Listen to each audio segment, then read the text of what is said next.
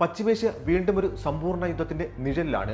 ചരിത്രത്തിൽ ആദ്യമായി അത്യാധുനിക സമുദ്ര ഡ്രോണുകൾ നേരിട്ടുള്ള യുദ്ധത്തിൽ ഉപയോഗിച്ച് അമേരിക്ക ഇറാനെതിരെ അതിശക്തമായ ആക്രമണം അഴിച്ചുവിട്ടിരിക്കുന്നു.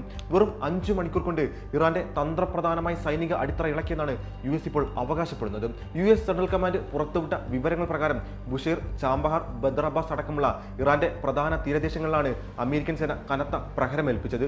കോർസെയർ വിഭാഗത്തിൽപ്പെട്ട 3 ആളില്ലാ ഉപരിതല ഡ്രോണുകൾ അഥവാ വൺ വേ അറ്റാക്ക് സർഫസ് ഡ്രോണുകൾ ഉപയോഗിച്ചാണ് ഈ ആക്രമണം അവർ നടത്തിയത്. US സൈനിക ചരിത്രത്തിൽ തന്നെ ഇതാദ്യമായാണ് ഇത്തരം അത്യാധുനിക ആയുധങ്ങൾ ഒരു നേരിട്ടുള്ള യുദ്ധത്തിൽ പരീക്ഷിക്കപ്പെടുന്നത്. ഇറാന്റെ തീരദേശ പ്രതിരോധ സംവിധാനങ്ങൾ, മിസൈൽ വിക്ഷേപണ കേന്ദ്രങ്ങൾ, സമുദ്രാന്തർഭാഗത്തെ കപ്പൽ അറ്റകുറ്റപ്പണി കേന്ദ്രങ്ങൾ എന്നിവ ഈ ആക്രമണത്തിൽ തകർക്കപ്പെട്ടിട്ടുണ്ട്. വാണിജ്യ കപ്പലുകൾക്ക് നേരെ ഇറാൻ നടത്തുന്ന തുടർച്ചയായ ആക്രമണങ്ങളെ തടയാനും അവരുടെ ഭാവി സൈനിക ശേഷി പൂർണ്ണമായും ഇല്ലാതാക്കാനുമാണ് തങ്ങൾ ഈ നടപടിയെടുത്തതെന്നാണ് വാഷിംഗ്ടൺ ഇപ്പോൾ പറയുന്നത്. എന്നാൽ അമേരിക്കയുടെ ഈ നടപടി ഒരു വലിയ പ്രത്യാക്രമണത്തിനാണ് ഇപ്പോൾ വഴി തുറന്നിരിക്കുന്നത്.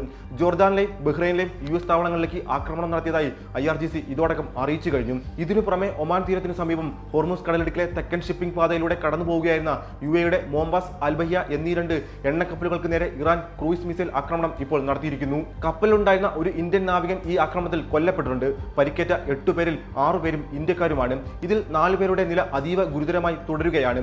മേഖലയിലെ സംഘർഷം വെറുമൊരു US ഇറാൻ തർക്കത്തിനപ്പുറം അന്താരാഷ്ട്ര തലത്തിൽ എത്രത്തോളം അപകടകരമായി ഇത് ബാധിക്കുന്നതിന്റെ തെളിവ് കൂടിയാണ് നിരപരാധികളായ നാവികരുടെ ചോര വീഴുന്ന ഈ സാഹചര്യം. ഈ യുദ്ധാന്തരീക്ഷത്തിനിടയിലാണ് അമേരിക്കൻ പ്രസിഡന്റ് ഡൊണാൾഡ് ട്രംപിന്റെ പുതിയ പ്രഖ്യാപനം വരുന്നത്. ഹുർമുസ് കടലിടുക്കിന്റെ സുരക്ഷ ഇനി അമേരിക്കയുടെ ഉത്തരവാദിത്തമാണെന്നും ഇതുവഴി കടന്നുപോകുന്ന എല്ലാ ചരക്കു കപ്പലുകളിൽ നിന്നും 20% സുരക്ഷാ നികുതി ഈടാക്കുമെന്നാണ് ട്രംപ് ഇപ്പോൾ പ്രഖ്യാപിച്ചിരിക്കുന്നത്. എന്നാൽ ഇതിനെ കടുത്ത പരിഹാസത്തോടെയാണ് ഇറാൻ വിദേശകാര്യമന്ത്രി അബ്ബാസ് അരഗാച്ചി നേരിട്ടത്. ട്രംപിന്റെ വാദത്തെ ട്രോളിക്കൊണ്ട് അദ്ദേഹം പറഞ്ഞത് ഇങ്ങനെയാണ്: സുരക്ഷിത പാതയൊരുക്കുന്നവർക്ക് പണം നൽകണമെന്നത് ശരിയായ കാര്യമാണ്, പക്ഷേ കാലങ്ങളായി ഹോർമുസിന്റെ യഥാർത്ഥ കാവൽക്കാർ ഇറാനാണ്.